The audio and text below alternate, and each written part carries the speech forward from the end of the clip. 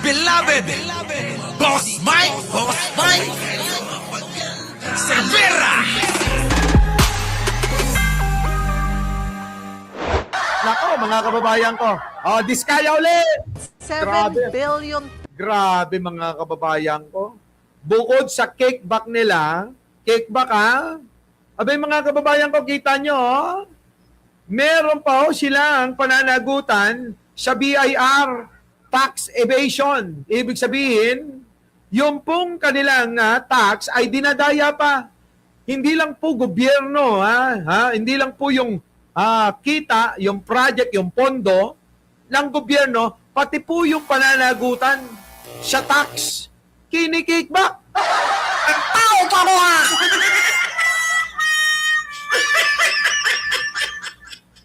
Grabe, no?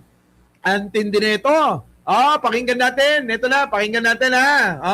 reklamo sa higit 7 billion pesos na tax Nako. evasion ang hinarap na mag-asawang Sara at Curly Diskaya nang magpunta sila kanina sa Department Grabe. of Justice. Nako. Naka-bulletproof vest at nakatakip ang mukha ni Sara pagdating Nako. niya sa DOJ kung saan siya naghain ng rejoinder affidavit. Nako! Hindi niya kasama ang kanyang mister dahil magkahiwalay silang inihatid. Nako! Kagabi lang Magkahiwalay, nagkahiwalay din sa wakas, nang arestuhin si Sara para sa kasong graft at sa non-bailable na si Curly, patawa-tawa pa, Wala na, Curly. Wala na yung mga chika bebe mo. Malamang yun, mapupunta na kay mahilig sa chika bebe na senador. Alam nyo kung kanino na mapupunta yung mga chika bebe niyan, no? Mapupunta na sa senador na mahilig sa bebe. kasong malversation of public funds. Nako. Kaugnayan ng higit 90 million pesos na Hoy, mga kababayan ko, Naku, kita mo, si Chris Rose, babe, parang galit to sa pera. Sige na nga, yan na, pamasko ko, Boss Mike, Merry Christmas. I love you.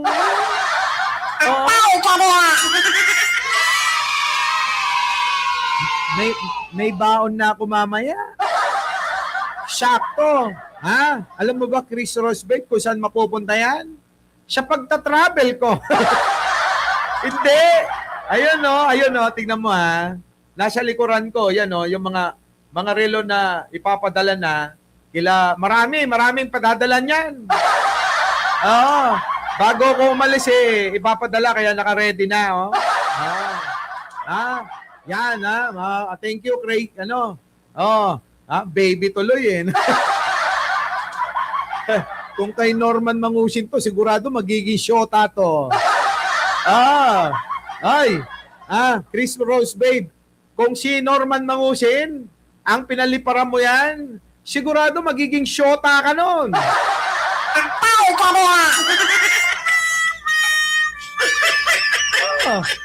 bibihira na yung makatanggap ng ganyan taga $2.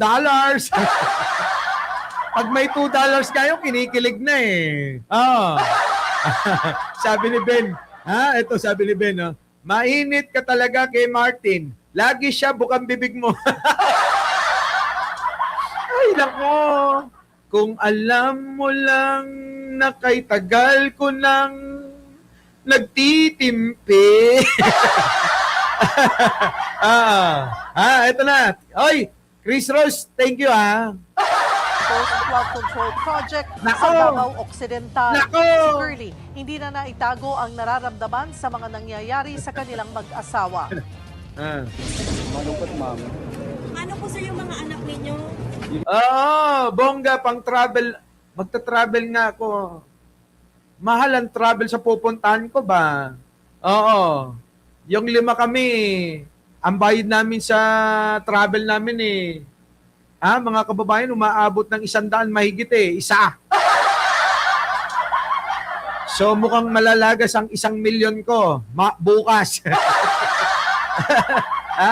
1 million na naman ang lagas. Na imbis na mapalitan ko na sana yung Kia Pride ko ba? Wala na. Malabo na. Malabo na yun. Wala na! Sana man lang, mga kababayan, thank you po, Sana, Grace Rose, thank you, Sana man lang, mga kababayan, no, yung mga pera at mga ano netong mga ito, makakapalang mga muka, mga kababayan ko, binigay na lang sana sa atin, ano? Baka hindi pa natin sila pansinin, ano? Sabi ni Tamaro, malakas naman kita ng shop mo. Wala Ito. Fear of heights. Diyos ko, mga kababayan ko. Si Roque mukhang nakaka-recover na yung mukha, no? Huwag na kayong magtaka kung bakit nakaka-recover na si Roque. Kasi, mga kababayan ko, di ba na ospital ito?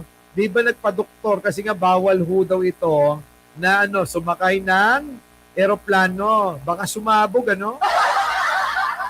So ngayon, mga kababayan, ito may pinaglalaban. Oo. Parang nakikinig sa akin to. Ito na. Mga kababayan ko, pasok! Meron talaga siyang fear of heights, phobia.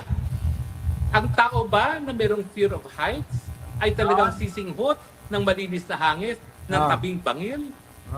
O yan ba ay itinapo na lang sa bangil? Nako! Ayan na, mga kababayan ko. Mga kababayan, ayan na. Baka naman wala ng buhay na tinapon na sa bangil. Alak sabi ni Roque, baka wala ng buhay. Oo, tanong mo nga kaya kay Pulong. Roque, pakitanong nga kay Pulong, baka mamaya alam niya. Di ba? Sa tingin nyo, mga kababayan ko, baka alam ni Pulong Kaloy. Ang sa akin, sa babaeng tao ni Cabral, balidosa pa nga. Ibig sabihin, hindi naman niyang karatista. Balidosa mga kababayan kita nyo, pati labi niya mga kababayan, pinaritoke. Yung ilong niya, yung mukha niya, batak na batak pa. So, ibig sabihin, mga kababayan, talagang balidosa, mapag-ayos sa sarili. Di ba? Ayunan natin si Roque kahit minsan lang. Hindi naman niyang gaya ni Sara Duterte na talagang mambubugbog. Ay, nako, mambubudol yun! Di ba? Sabi ni Roque, mga kababayan, hindi naman gaya ni Sara Duterte yan na nambubugbog. Balidosa pa nga. Ibig sabihin, hindi naman niyang karatista. Hindi naman niyang gaya ni Sara Duterte na talagang mambubugbog. Nambubugbog daw! Nambubugbog. Nakikita mo, balidosang... Nambubugbog daw! At nambubudol! Ganon, nambubudol. Di ba? Sino nambubudol? Si Sara Duterte!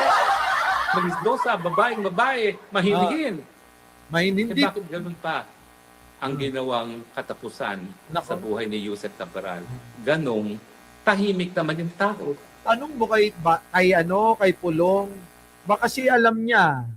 'Di ba?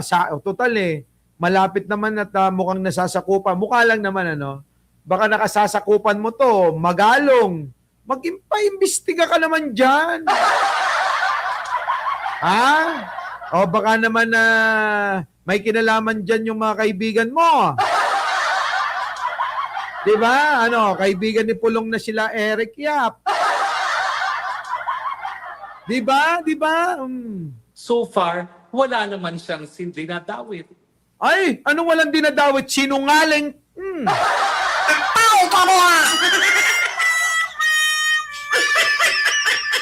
Wala daw dinadawit, mga kababayan.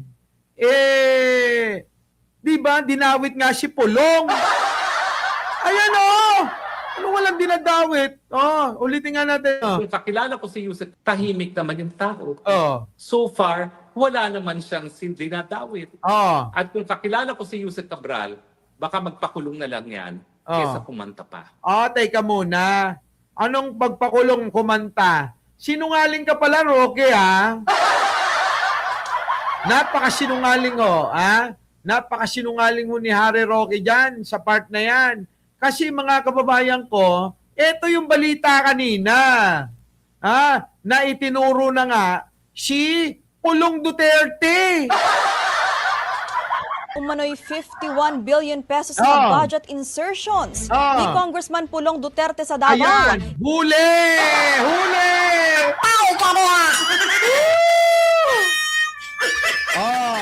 Huli ka, Roque. Sinungaling ka. Okay na nam, kung takong-tarang ka nung makita karopam. Ayan Samantala, umano'y 51 billion pesos na budget insertions ni Congressman Pulong Duterte sa Davao. Isiniwalat noon ni dating DPWH Undersecretary Cabral sa pagdinig ng Kamara. Kita nyo, siniwalat nga eh. O, paano ngayon ito? Paano ngayon ito sinasabi ni Roque na hindi daw nagsasalita at hindi daw nagtuturo? Ngayon, mga kababayan ko, sa palagay nyo, paniniwalaan nyo pa yan? Huli na. Brigada Haji Caaminio, ibrigada mo. Huli yung kalokohan ni Roque dito. Huli. Malaki ang naging testimonya ni dating Public Works Undersecretary Maria Catalina Cabral sa ikinasang investigasyon ng House Infrastructure Committee hinggil sa umano'y maanumalyang flood control projects. Kita nyo mga kababayan ko? Kita nyo? Sa pulong balitaan, sinabi ni Infracom Overall Chairman Terry Redon na si Cabral ang nagsiwalat sa Infracom ng umano'y insertions ni Davao City 1st District Representative Paulo Duterte. Yon! Huli!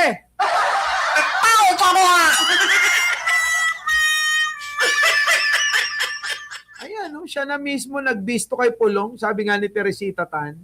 Paano na ito, Roque? Sinungaling ka palang hinayupak kang badiday kang matanda eh. Ganun pa ang ginawang katapusan sa buhay ni Yusek Cabral. Ayan na. Tahimik naman yung tao. So far, wala naman siyang dinadawit. At kung kakilala ko... Kita nyo? So far, wala daw dinadawit. Isipulong nga! Si Pulong yung dinadawit, mga kababayan ko. Umuwi ka kaya rito tapos ikaw yung ano, ha? Umuwi ka, umuwi! Hayop na yan, yan yung balita eh. Din si Redon dahil isa sana si Cabral sa mga resource persons na makapagpapahayag tungkol sa kickbacks at ghost projects. Sa totoo lang, nung sumala po si Secretary Cabral sa House Infrastructure Committee proceedings, nakapag-ambag naman din siya ng malamang testimonya nung panahon po rin kasi siya po yung nag-confirm nung po 51 billion insertion ni Davao City Congressman Paulo Duterte. Sa insertion daw ng panahon ni Digong ay damay daw si Pulong Duterte. Siya pa magitan ng napakalaking halaga na nagkakalaga ng 51 billion mahigit. Mga kababayan, billion po mga kababayan, magkaroon nga lang tayo ng 1 milyon sa bangko. Happy na tayo. Sa kanila mga kababayan, billion. Ilang milyon meron ng 1 billion. Samantalang 51 billion mahigit nga ito. Grabe talaga mga katakawan sa pera ng mga Duterte. Grabe sa takaw. Sobra, Sobra talaga. Nakakatuwa talaga live mo, boss. Kabsat nating, Bawal dito, walang dull moment dito. Sabi nga kanina ni Jojo Chavez, maingay daw ako. Gusto nyo, paano ako mag-vlog? Eto na. 2019 to 2019 daw, 2022 daw, Pangit naman mag-vlog ng ganon. Ano po ang galing yung admission po niya. So that is a significant part of the Infracom proceedings. Iginiit ito na malawak ang karanasan ng opisyal sa DPWH, kaya may mga maibubunyag pa ito sa usapin ng insertions sa pambansang budget kung nabubuhay pa. Her service... Sayang kung nabubuhay ka, kung nabubuhay pa maramang na maramang. Maramang na marami talagang iraramay yan. Biglang naging hapon. Sa mga taga-Japan, kumbawa konnichiwa. Posas yan pag-uwi. Sigurado. Sigurado. Dapat sa leg nga yan iposas eh. Sabi, oy, butay na, late na to si Jack Sparrow. Sabi, Boss Mike, naimas tinaangot pa. Shout out na to. Dinggit, salamat. Kininayo. Oy, shout out ang amin. Kinyayaw. Diba, no? Kayo, mga kababayan ko, naniniwala ba kayo dyan? Kay Roque? Alam nyo, nakikita ko kay Roque, gusto niya, isisi na naman sa gobyerno. O baka gusto niya isisi kay Pangulong Bongbong Marcos. Kasi ang problema kasi, kung ano man yung kasalanang nagawa ni Saldikot ni Martin Romualdez, laging ikinakabit nila si Pangulo, no? Laging gano'n. Para bang, ewan ko ba sa mga yan? Paano? Wala na, hindi na ako makakapunta ng Radyo Pilipinas. Kasi po mga kababayan ko, wala nang oras. Oo. Yung oras ngayon, Tapos ang mangyayari, si Takero may sakit. Si Sangkay may ano ba 'yon? May sumpong may sumpong ng katamara. Hindi, meron pong emergency. Parang may sakit yata din. Tapos mga kababayan, yung iba, si Chris Ulo, nagpapagawa ng bahay, hindi niya maiwan kasi nauubos daw yung materyales. Si Jake Magnus, ayun, napakalayo. Ang lalayo nilang lahat. So mga kababayan ko, wala muna tayong Radyo Pilipinas. Tao ka mo ha! Ikaw na lang ang mag-isa. Ayun na nga. Kung ako mag-isa, wala akong gana pagka ganun. Wala akong iinisin na Takero Miyamoto. Wala akong iinising Jake Magnus. Wala akong iinising Chris Ulo. Sarap yan, no? Anti-Martin at saka pro-Martin, Anti-Martin at saka pro-Martin yung kasama mo, no? Sige nga, mag-away nga kayo. Sige nga, Chris Ulo. Kung talagang tama ka, hawakan mo nga yung tiyan ni Takero. Wala malayo si Direk Freddy di ba? Wala. Si Jen, nag-aayos kasi nga paalis kami mamaya.